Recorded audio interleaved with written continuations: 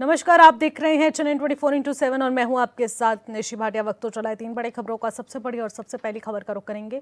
गुरुवार को प्रधानमंत्री नरेंद्र मोदी ग्रेटर नोएडा के इंडिया एक्सपो मार्ट पहुंचे, जहां सीएम योगी आदित्यनाथ ने उनका भव्य स्वागत किया। इसके बाद पीएम मोदी ने प्रदर्शनी का अवलोकन कर महिला उद्यमियों से बातचीत की और फिर यूपी इंटरनेशनल ट्रेड शो 3.0 का शुभारंभ किया।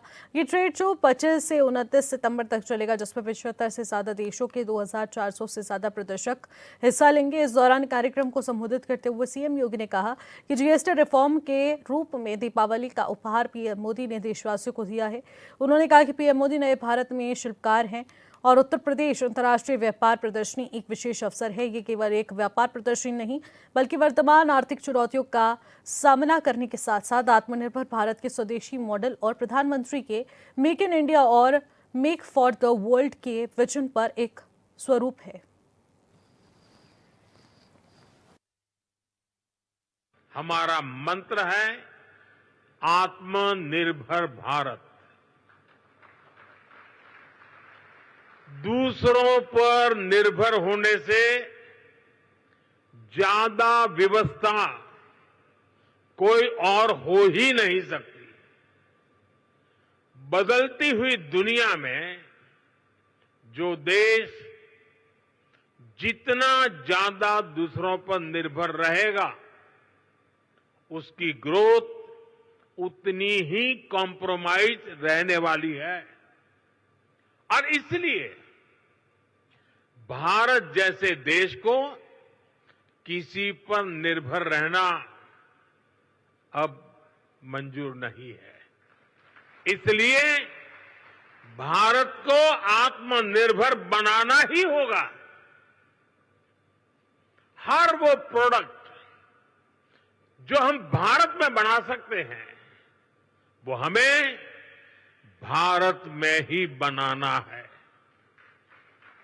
आज यहां मेरे सामने इतनी बड़ी संख्या में उद्यमी हैं, ट्रेडर्स हैं, एंटरप्रेन्योर्स हैं। आप इस आत्मनिर्भर भारत अभियान के बहुत बड़े स्टेक होल्डर्स हैं। मेरा आज आपसे आग्रह है, अपना बिजनेस मॉडल ऐसा बनाइए जो आत्मनिर्भर भारत को मजबूती देता हो। साथियों, आप सभी जानते हैं, आज सरकार मेक इन इंडिया पर, मैन्युफैक्चरिंग पर कितना बल दे रही है।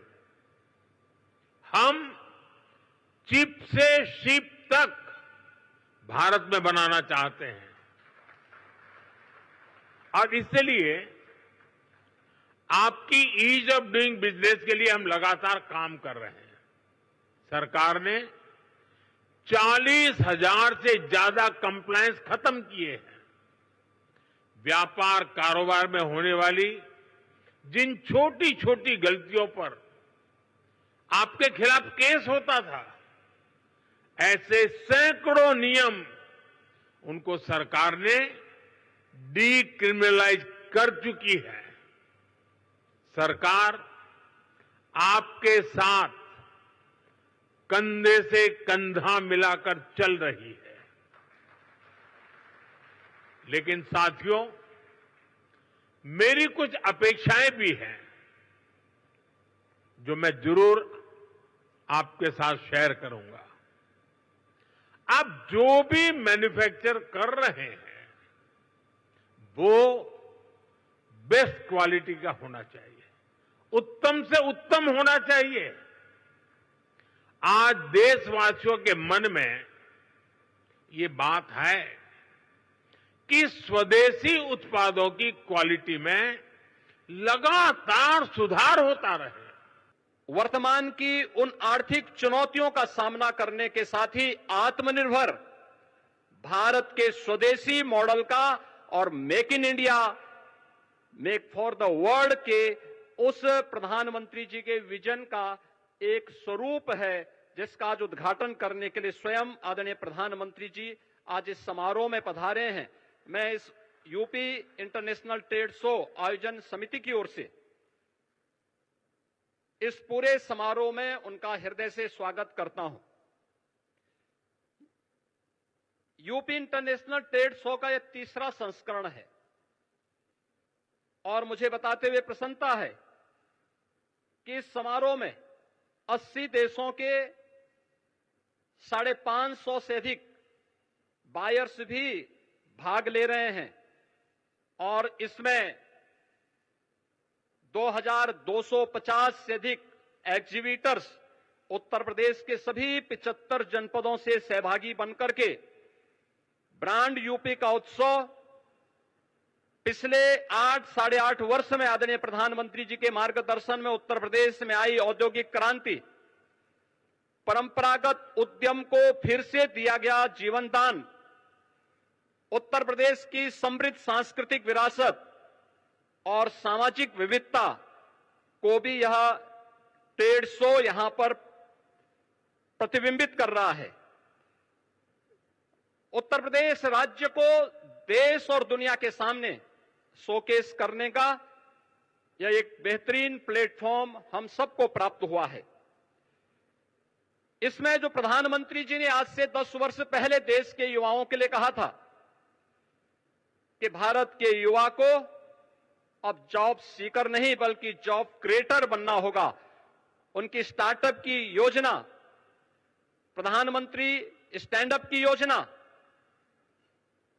युवाओं के लिए पीएम इंटर्नशिप की जैसी स्कीम और भी ऐसी बेहतरीन योजनाएं आज हम सब के लिए एक बैकबोन का काम की है और उसी का परिणाम है कि आज उत्तर प्रदेश में हम लोगों ने सीएम युवा उद्यमी स्कीम के माध्यम से भी इन युवाओं को नया उद्यमी बनने के लिए की दिशा में कदम उठाया है। और मुझे बताते हुए प्रसन्नता है कि पिछले 1 वर्ष से भी कम समय में यानी 24 जनवरी को उत्तर प्रदेश स्थापना दिवस के अवसर पर हम लोगों ने इस स्कीम को लागू किया था और अब तक 90,000 से अधिक युवा उद्यमी उत्तर प्रदेश के अंदर इस स्कीम का लाभ ले चुके हैं।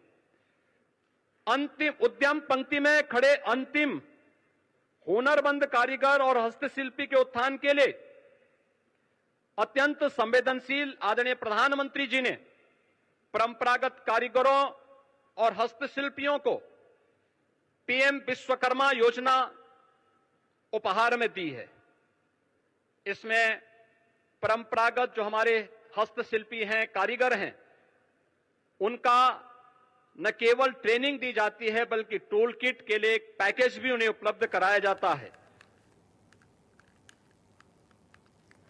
दूसरी बड़ी खबर का रुख करेंगे। मुख्यमंत्री पुष्कर सिंह धामी ने गुरुवार को पंडित दीनदयाल उपाध्याय की जयंती के अवसर पर आयोजित कार्यक्रम में शिरकत की और मंत्री धन सिंह रावत भी इस दौरान कार्यक्रम में मौजूद रहे। इस दौरान सीएम धामी ने सोलो संस्थान और मेधावी छात्र छात्राओं को सम्मानित किया।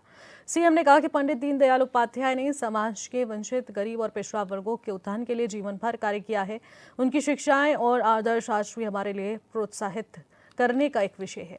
मुख्यमंत्री ने पंडित दीनदयाल उपाध्याय की उपाधियों को याद भी किया।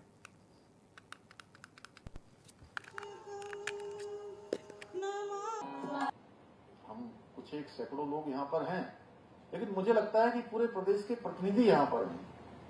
एक साथ धन सिंह भी, एक साथ ये ऐसा समन्वय है, ये पूरे राज्य का प्रतिनिधित्व करने वाले यहाँ जहाँ पर हमारे शिक्षकगण हैं, हमारे अभिभावकगण हैं और जो भविष्य के हमारे कर्णधार हैं, हमारे बच्चे, हमारे छात्र छात्राएं, वह भी इसमें है। क्योंकि हमारे शिक्षक जो अपनी शिक्षा दे रहे हैं, अभिभावकगण जो अपने बच्चों को अच्छे संस्कार और शिक्षा देने के लिए प्रेरित कर रहे हैं, उनके लिए अपने को लगा रहे हैं, वह भी यहाँ हैं। और ऐसे कर्णधार जिनको देश के विभिन्न सेवाओं में जाना है, अनेक सरकारी नौकरियों का उनके दिल में सपना होगा, उनके अरमान होंगे, उनका संकल्प होगा, वो भी यहाँ पर है। इसलिए मैं कहना चाहता हूँ कि पारदर्शिता के साथ 4 सालों में भर्ती परीक्षाएं संपन्न हुई और परिणाम आया कि 25,000 हमारे नौजवान युवाओं को नौकरियां सफलतापूर्वक उनको प्राप्त हुई। और राज्य बनने के 21 सालों में कुल 16,000 नियुक्तियां हो पाई 21 सालों में, और 4 सालों में यह आंकड़ा 25,000 चला गया। और हमारा संकल्प है कि हम इन भर्ती परीक्षाओं को बिल्कुल रुकने नहीं देंगे, इनको बिल्कुल अनवरत रूप से हम आगे बढ़ाएंगे। जितने भी हमारे पद रिक्त हैं वो पद हम पूरे भरेंगे, लेकिन कुछ लोगों को पात्रता के साथ हमारे युवाओं को सरकारी नौकरियों में जाना, उनको नौकरियां मिलना, ये रास नहीं आ रहा है। इसलिए वो युवाओं के भविष्य को अंधकार की ओर धकेलने के लिए संगठित रूप से पेपर लीक कराने के षड्यंत्र रच रहे हैं। आप सबने देखा होगा, एक जगह की कहीं की शिकायत आई और पूरा अराजकता का माहौल बना दिया गया। नकल या पेपर लीक तब माना जाता कि वो पेपर 9 बजे बाहर आ गया होता, 10 बजे आ गया होता, 10:30 बजे आ गया होता, या 11:15 बजे आ गया होता। अगर किसी को उसके कुछ प्रश्न पत्र मिल गए तो उसकी जिम्मेदारी बनती थी कि वो उचित स्थान पर पुलिस को, प्रशासन को उसकी सूचना दे। आखिर इसके पीछे क्या एजेंडा था कि जो कई घंटों तक उसको छिपाया गया और बाद में कोई बात नहीं, और पूरे एजेंडे की तरह पूरे राज्य के अंदर सोशल मीडिया से लेकर अन्य माध्यमों से लेकर परीक्षा जो व्यवस्था है उस व्यवस्था को पूरी तरह से बदनाम करने का पूरा षड्यंत्र किया गया। आपने देखा होगा, ये एक असफल प्रयास है।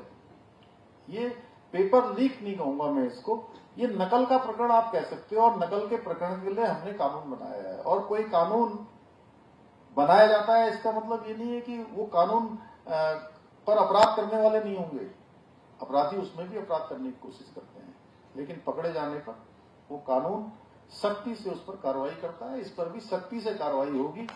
और हमने इसकी गड़बड़ी की जांच के लिए सेवानिवृत्त न्यायाधीश की अध्यक्षता में एसआईटी का गठन का निर्णय किया है, और एसआईटी जांच के आधार पर इस मामले में हम निर्णायक कार्रवाई करेंगे भविष्य में।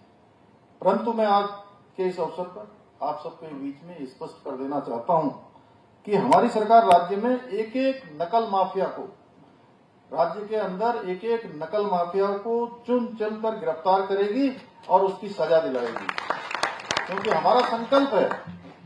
मैंने 4 जुलाई 2021 को राज्य के मुख्य सेवक के रूप में पद और गोपनीयता की शपथ ली, और उसमें मेरा पहला संकल्प था कि राज्य के युवा नौजवानों को हम सरकारी नौकरियों में जितने भी पद रिक्त हैं उन सभी पदों को भरेंगे। उस समय 22,000 से अधिक पद रिक्त थे 2021 में, और हमने वो संकल्प अपना पूरा किया है, अपना वचन निभाया है।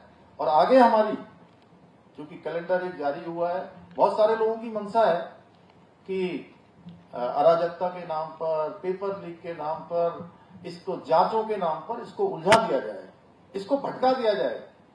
और ऐसे लोग जो दिल्ली में कहते हैं कि सीबीआई हमारे साथ जबरदस्ती कर रही है, सीबीआई नहीं होनी चाहिए। आप लोगों ने राज्य के भी हमारे बहुत सारे नेताओं को देखा होगा, जब सीबीआई का नाम आता है तो कहते हैं सीबीआई नहीं होनी चाहिए, और इस वाले मामले में कहते हैं कि सीबीआई होनी चाहिए। क्योंकि सीबीआई या कोई अन्य एजेंसी जांच करती है तो उसमें एक प्रोसेस होता है लंबा, और वो प्रोसेस कई सालों तक चलता है, और कई सालों तक जब तक ये प्रोसेस चलता है सारी भर्ती प्रक्रिया स्थगित हो जाती है।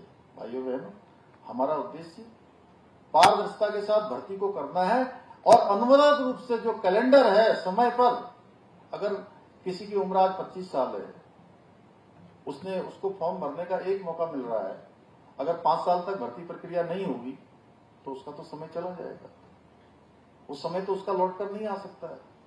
इसलिए हम ऐसा कोई अवसर नहीं देना चाहते। हमारी नीति भी साफ है, नियत भी साफ है।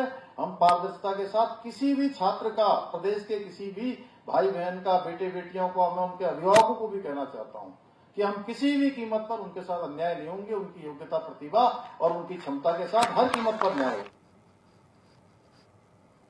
दूसरी बड़ी खबर का रुख करते हैं। बस्ती के कलवारी टांडा पुल की मरम्मत का कार्य शुरू तो कर दिया गया, लेकिन जिस तरह से कार्य चल रहा है उससे ये अनुमान लगाया जा सकता है कि लोगों को 1 साल तक की आवागमन के लिए लंबी दूरी तय करनी पड़ रही है, जबकि कार्यदायी संस्था ने इस कार्य को पूरा करने के लिए 6 महीने का समय मांगा था। ये भी बता दें कि अरबों की लागत से बना पुल 12 साल में ही क्षतिग्रस्त हो गया। इस पुल के बंद होने से आम लोगों को आवागमन में काफी समस्याओं का सामना करना पड़ रहा है। यात्रियों को करीब 66 किलोमीटर तक अतिरिक्त दूरी तय करनी पड़ रही है। वहीं रोडवेज बस भी डाइवर्ट होकर चली जा रही है।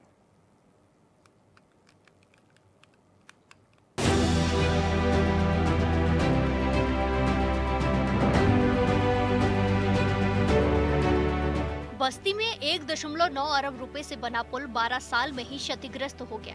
कलवारी टांडा पुल का निर्माण 2005 में शुरू हुआ और 2013 में सपा सरकार के नेता शिवपाल यादव ने इसका उद्घाटन किया था।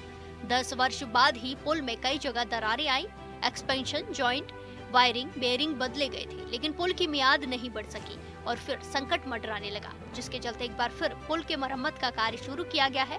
लेकिन लगभग 2 सप्ताह बीत जाने के बाद भी कार्यदायी संस्था के कोई भी लोग नहीं दिखाई दे रहे हैं।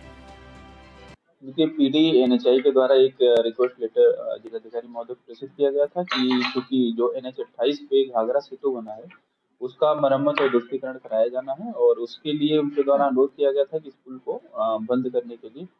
तो हम लोग द्वारा एक बैठक की गई थी जिसमें निर्धारित हुआ था कि इस पुल को एक निर्धारित डेट से बंद करेंगे और फिलहाल वो पुल बंद करके निर्माण कार्य प्रारंभ कराया गया है। उनके द्वारा 6 महीने का टाइम मांगा गया है कि 6 महीने में उनके द्वारा मरम्मतीकरण का कार्य करा लिया जाए। जब ग्राउंड जीरो पर हमारी टीम पहुंची तो देखा कि सड़क की सतह को 4 इंच काटने की तैयारी की जा रही है। बस्ती जिले को अम्बेडकर नगर से जोड़ने के लिए लुम्बिनी दुधी मार्ग पर बना पूर्वांचल का सबसे लंबा कलवारी टांडा पुल पर बुधवार को जेसीबी से सतह तोड़ने का कार्य शुरू किया गया। एनएचआई व कार्यदायी संस्था ने इससे पहले शुक्रवार को जेसीबी की मदद से मार्ग पर मिट्टी का ढेर रखकर बड़े वाहनों और 4 पहिया वाहनों के आवागमन को बंद कर दिया गया और बाइक और पैदल जाने वाले लोग किसी तरह से पुल से आवागमन कर रहे हैं। नहीं, अभी फिलहाल तो कुछ ही दिन हुए हैं कार्य प्रारंभ हुए, तो हम लोग द्वारा बीच बीच में उसका निरीक्षण और पर्यवेक्षण भी कराया जाएगा। ऐसा नहीं है, समय से कार्य पूरा कराया जाएगा। कितने की बजट दिए गए निर्माण का? ये बजट तो पीडी एनएचआई से ही आपको पता चलेगा, क्योंकि जनपद स्तर पे ये आजमगढ़ के द्वारा कराया जा रहा है। यहाँ से कोई ना कोई एजेंसी नामित है और बस सिर्फ हम लोग का जो वर्क है वो डायवर्जन को लागू करना है। ये पुल आजमगढ़, अम्बेडकर नगर, जौनपुर, बनारस, सुल्तानपुर, अमेठी समेत अन्य जिलों को कनेक्ट करता है, जो फिलहाल जर्जर है। कलवारी टांडा पुल के मरम्मत का कार्य 11 सितंबर से कागजों में हो चुका है। इस पुल के बंद होने से आम लोगों को आवागमन में बड़ी समस्या का भी सामना करना पड़ रहा है। बस्ती से वाराणसी के साथ अन्य जिलों के लिए जाने वाले यात्रियों को करीब 66 किलोमीटर तक अतिरिक्त दूरी तय करनी पड़ रही है। रोडवेज बस भी डाइवर्ट होकर चलाई जा रही है, जिससे डीजल खपत और किराए में इजाफा हुआ है। भारतीय राष्ट्रीय राजमार्ग प्राधिकरण ने पुल की गंभीर स्थिति को देखते हुए शासन को रिपोर्ट सौंपी थी, जिसमें बताया गया कि पुल के एक्सपेंशन जॉइंट, वायरिंग, बेयरिंग खंभे जर्जर हो चुके हैं, जिसमें दुर्घटनाओं का खतरा भी बढ़ गया है। वहीं इस मामले में अपर जिलाधिकारी प्रतिपाल सिंह चौहान ने बताया कि इस पुल के मरम्मत का कार्य पीडी एनएचआई आजमगढ़ की तरफ से किया जा रहा है। बस्ती से राकेश गिरे की रिपोर्ट।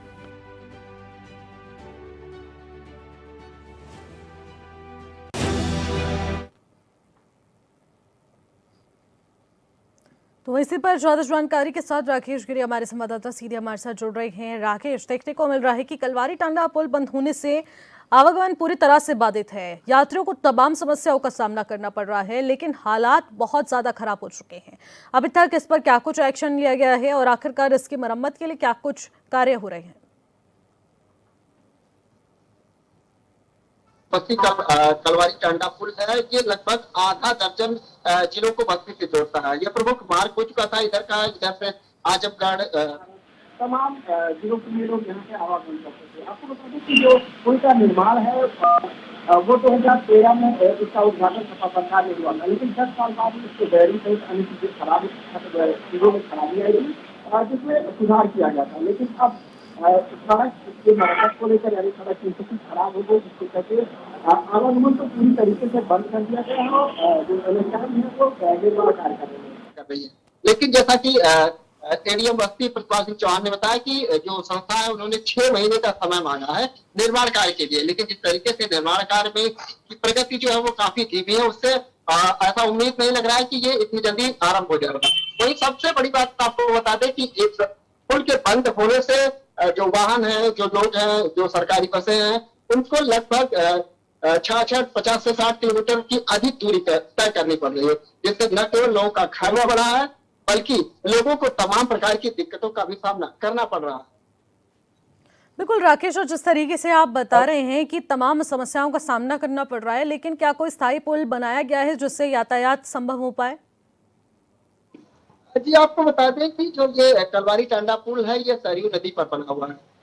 इस पर अगर अस्थायी पुल बनाया जाएगा तो अभी उसमें भी करीब महीनों का समय लग सकता है। फिलहाल अभी इस बारे में कोई प्रशासन ने नहीं दिया कि अस्थायी पुल बनाया जाएगा, क्योंकि इसका दूसरा जो मार्ग है वो बिड़हर पुल से होते हुए जो वाहनों का डायवर्जन किया गया है, जो टांडा और अम्बेडकर नगर जाना चाहते हैं, उन्हें संत कबीर नगर जनपद के बिड़हर पुल से होने के लिए उन्हें निर्देश दिए गए हैं। यानी जो डायवर्जन है वो बिड़हर पुल की तरफ से कर दिया गया है, जिससे जो दूरी थोड़ी सी बढ़ेगी। और फिलहाल जो प्रशासन का कहना है अस्थायी पुल की कोई बनने की संभावना नजर नहीं है।